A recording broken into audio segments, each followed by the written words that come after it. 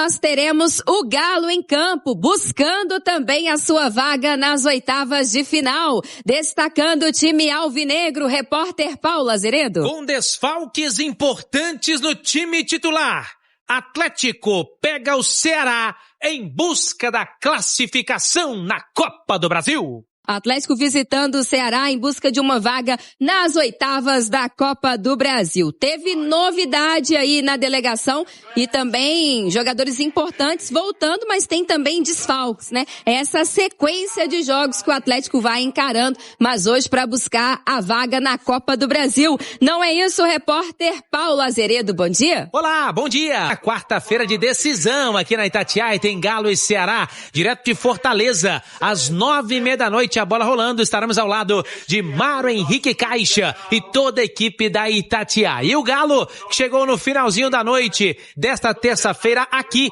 na capital cearense e que teve novidades na lista de relacionados para o compromisso, mas também desfalques importantes. Lianco e Alan Franco estão de volta à disposição de Barba Domingues, já que cumpriram suspensão pelo Campeonato Brasileiro contra a equipe do Botafogo, mas em compensação, Juan zagueiro, com torção no tornozelo esquerdo, Vitor Hugo, meia atacante, e também Gustavo Scarpa, todos entregues ao departamento médico. E eu vou trazer o provável Galo então para pegar o Ceará com Everson, Natanael, Ivan Roman, Lianco, Alonso e Renan Lodge, Maicon, Alan Franco e Bernard, na frente Minda e Cassierra. Everson, que no jogo de hoje vai atingir uma marca histórica com a camisa do Galo, será o jogador que mais vestiu a camisa do Galo em uma disputa de Copa do Brasil, ou melhor, em várias disputas na história da Copa do Brasil, com 36 partidas.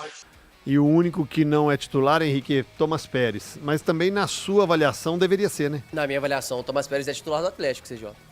E aí, seja no lugar do Alan Franco ou do Maicon. Hoje, no lugar do Alan Franco. O Maicon acho que vem bem.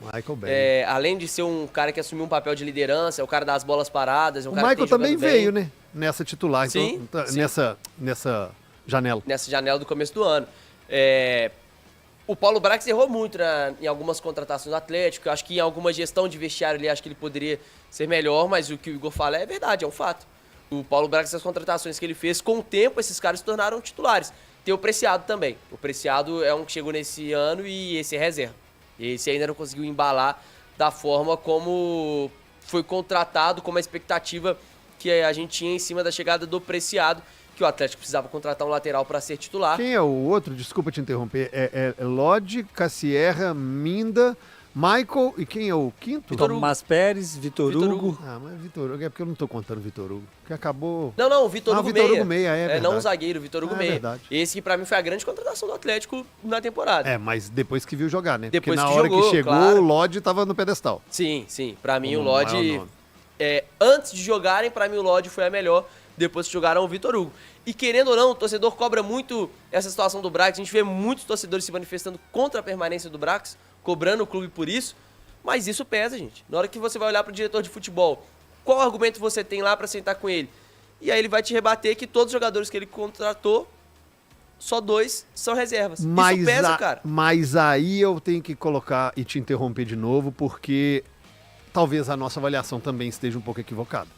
Se a gente olhar com a lupa para diretor de futebol, que ele só serve para contratar, porque o que a gente está trazendo no debate é a contratação, é a janela de chegada.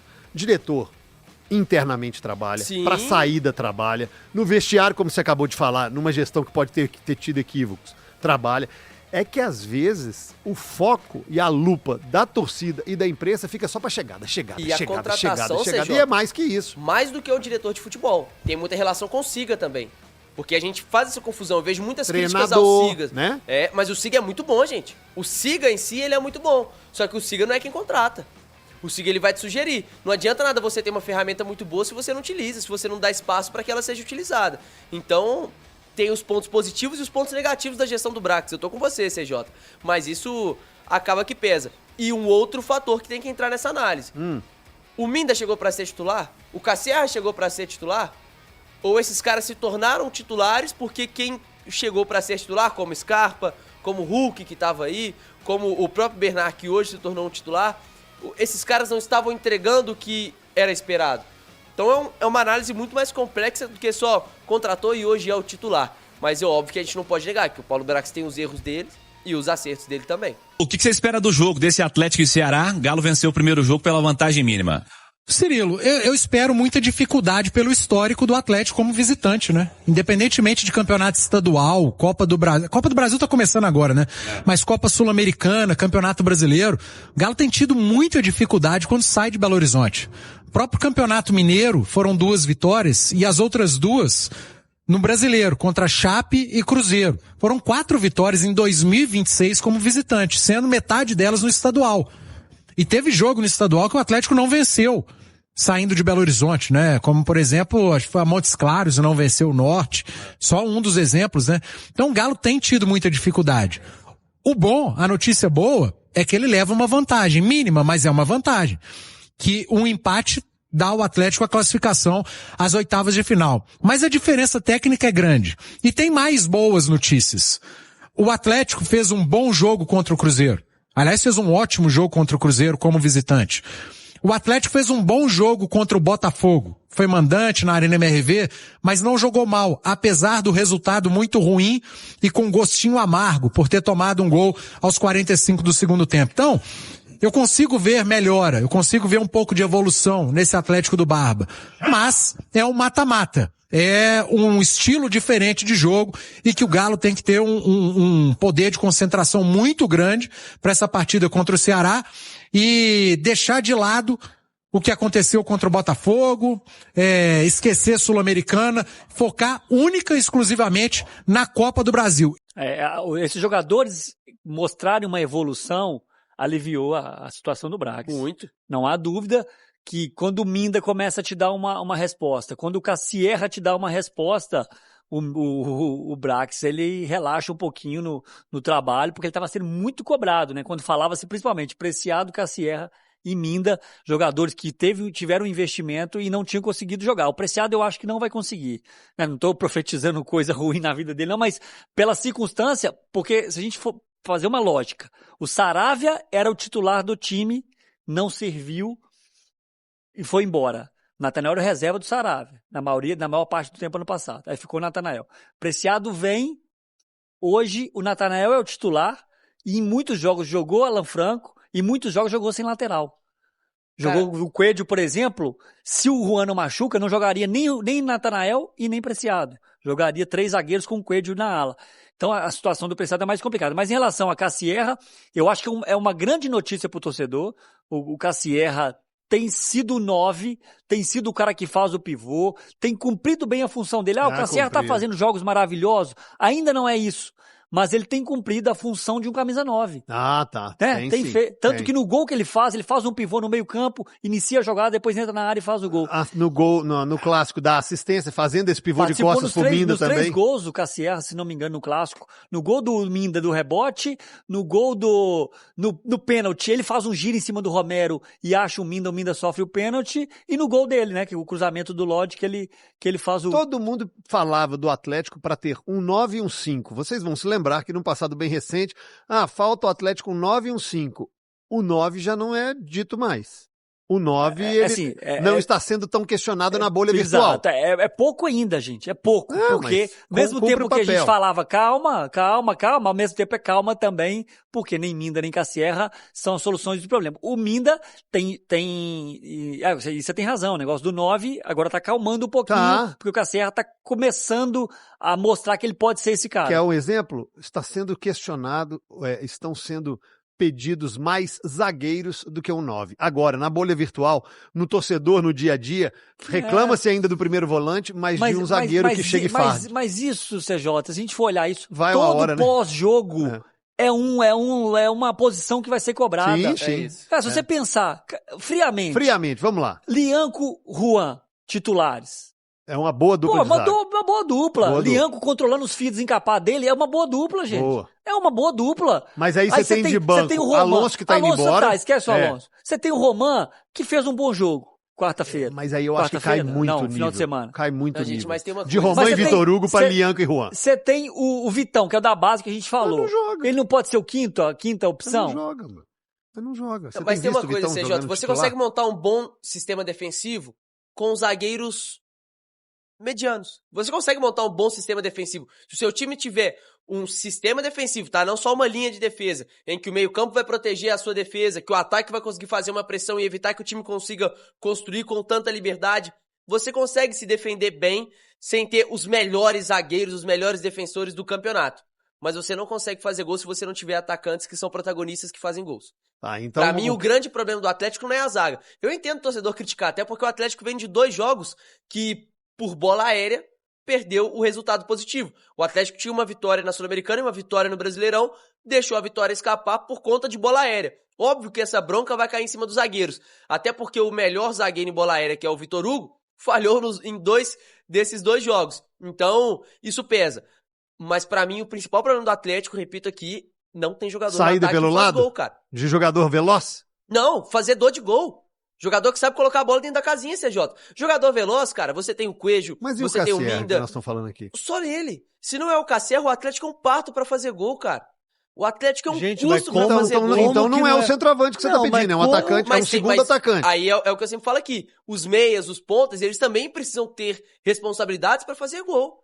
A gente não pode depender só de um jogador. Entendi o que você tá e falando. Eu falo isso pra todos os clubes. Tanto de beirada quanto meio, cabeça pensante, tem que ter mais fazedor de gol. Mais fazedor de gol. Gente, beleza, mas assim, tá. Ok, vamos lá então. Contra o Juventude de Las Piedras, o problema foi o ataque? Com o Juventude de Las Piedras? Não, Cabido, tava não é isso que eu tô falando. o problema foi a defesa. 2-0 e a defesa entregou. Mas nós estamos fazendo uma análise macro aqui. Contra o Botafogo agora, o problema foi o ataque. O ataque perdeu muito gol contra o Botafogo. Perdeu. Mas, gente, a bola, o Atlético tomou gol de latereio. A bola bateu nas costas do zagueiro.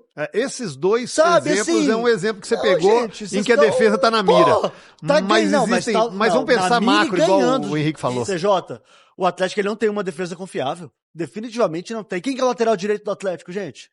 Natanael hoje. E não é um problema? Isso não é um problema? A gente falar isso de uma maneira natural não é um problema? Não, mas peraí, vamos lá. Aí quando o Preciado chega com status de selecionável e com uma confiança de ser titular, nós aqui elogiamos. Cabelo. Eu não elogiei. Eu não elogiei o Preciado em momento nenhum. A chegada do Preciado, ela foi elogiada por 98,3%. Mas aí eu falo por mim, gente. Defendendo. Quem foi o melhor defensor do Atlético no jogo contra o Botafogo? Pra mim foi o Natanael. Ele foi melhor do que o Alonso, melhor do que o Roman e melhor do que o Lodi. Pra mim, o Natanael foi o melhor defensor do Atlético no último jogo. O time do Atlético, mas a gente pensa, jogou como zagueiro, né? Mas foi. Mas pensando macro, pensar, é isso, eu tô fazendo análise macro, não análise de um jogo só. Vocês acham que o problema do Atlético hoje é o ataque? Eu arrumaria essa defesa assim o quanto antes. Eu acho que o Atlético existe problemas em setores. Eu não consigo falar que o problema é só o ataque não ou é disso que eu, só a defesa. Não é disso que eu tô falando. Inclusive com o treinador. O que eu estou falando é o Atlético tem problema nos 3 setores. É um time completamente desequilibrado. Esse é o ponto. Agora, se eu tivesse que elencar um setor, CJ, eu tentaria priorizar a defesa. Eu priorizaria a defesa. Você tá falando de contratações? De investimento? De ajuste de investimento, preocupação do treinador. Mas aí, Cabidão, você olha pra frente e você perdeu um biteludo, que é o Hulk. O Hulk é biteludo. Que era banco. É mais ou menos, né? Que era banco, você joga. Mas aí, então, você vai perder... Banco onde? No Atlético? Gente, ele entrava no time e o time se atrapalhava. Ele saía do time, o time... Mas o Hulk foi banco um jogo, eu acho. Ele era banco. Com barba, foi banco. Titular, ué. Não era banco. Agora, se ele deveria ser banco, ele deveria ser banco é outra coisa. O Cacerra só começou a jogar na hora que o Hulk O Hulk nunca foi banco. Mas deveria ter sido. Mas aí é uma outra história. Beleza. Mas vamos lá. Dudu vem sendo questionado, Scarpa vem sendo questionado. O único que vem tendo a paciência e que vem rendendo é o Coelho. Além de Minda e Cassierra. Nós estamos falando de um recente Bernard, Esse trio, Minda, Cassierra e Bernard, é recente, gente. É bem recente. É do clássico. Bicho, Tem uma semana, seja. É isso. Tem uma semana esse trio. É bem recente. Então isso faz com que as opções sejam escassas, cara. Eu acho que o investimento... E são jogadores bons aí. Dudu e Scarpa são bagre, gente? Não, mas não tem rendido. Não tem nem entrado. Uns não estão nem indo pro jogo. Não é? E nem devem entrar mais. Pois então... A tendência é essa. Tô colocando condicional, haja saídas de Dudu e Scarpa, por exemplo, o Atlético vai ter que investir nesse setor. Eu acho que tem. Da cabeça pensante e do atacante liberado. Gente, mas então vamos reformular o elenco. Preciso te atualizar agora sobre uma faxina no Clube Atlético Mineiro. O Galo dispensou cerca de 70 funcionários da base nessa segunda-feira. Foram 55 atletas e mais 15 profissionais de diversas áreas, incluindo treinadores. A justificativa do Atlético: melhorar e reduzir custos, além de causar um choque cultural. Há a percepção dentro do Atlético de que precisa se economizar. E essas dispensas, esses cortes devem ser seguidos em diversas outras áreas, incluindo o departamento de futebol profissional. Já cheguei a fazer essa conta para vocês. Com a saída do Hulk, já são 2,5 milhões de economia por mês. Gustavo Scarpa, Dudu, Igor Gomes e Júnior Alonso também devem sair na metade do ano. Se o Atlético conseguir se livrar de toda essa galera, economiza 5.900.000 por mês. Fala, galera! Muito obrigado pela sua companhia. Deixa o like antes de sair do vídeo, eu agradeço demais. E quem tá chegando ainda não se inscreveu, se inscreva. Venha fazer parte da massa aqui nesse canal. Todos os dias tem notícia, de domingo a domingo. Deixa o meu convite para você estar se inscrevendo aí. Deixa o seu like também, muito importante pra gente, ajuda demais o canal a crescer. Não esquece também de ativar o sininho de notificação, é importante para você não ficar de fora de nada que sai aqui no canal. Fiquem à vontade para deixar sua opinião aí no espaço de comentários, tá? Muito importante. Tudo que eles falarem no vídeo, comenta aí o que você concorda e não concorda. Fiquem à vontade, o canal foi feito para atender todos a torcida do atleticano. Então, fiquem à vontade. Muito obrigado pela preferência de estar aqui conosco. Esperamos que vocês permaneçam aqui com a gente. E quem puder também estar tirando um tempinho para estar compartilhando o vídeo com os amigos aí que curte o Galo, é de grande ajuda pra gente a continuar aqui e fazer com que esse canal continue crescendo, tá bom? Então, forte abraço para quem fica. Ficaremos atentos às notícias. Qualquer novidade, a gente volta e coloca aqui para vocês, tá bom? Forte abraço. Tchau, tchau, massa.